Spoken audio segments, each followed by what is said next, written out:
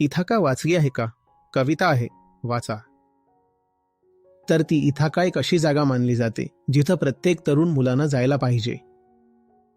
ठीक आहे. एक मिथक आहे, ग्रीक मिथक आहे की जिथं सगळ्यांनी जायला पाहिजे आणि तिथं जाल तर माहित नाही काय अद्भुत मिळेल. खूप सुंदर कविता आहे, मी शिकवली आहे आणि त्याच्यावर बोललोय सुद्धा. आणि मग शेवटाकडे येताना कवी म्हणतो की हे बघा, मला माफ करा, जर तुम्ही इथाकाला पोहोचलात आणि तुम्हाला काही मिळालं नाही तर. एका अर्थाने गोष्ट अशी आहे की फक्त हे बघा, फक्त हे बघून जा, की असं काही नसतं. सर, मग काय बाकी राहिलं? जेव्हा तुम्ही सगळे बिलीफ्स तोडता, तुम्ही ते जाणू लागता. काय राहिलं असं म्हणू नका, अजून खूप काही आहे ना तुमच्यासाठी. जे राहिलंय तेच तर इतकं दुःख देते. आता अजून काही वाचवायचं का आहे? जे राहिलंय आधी ते काढण्यावर लक्ष केंद्रित करा.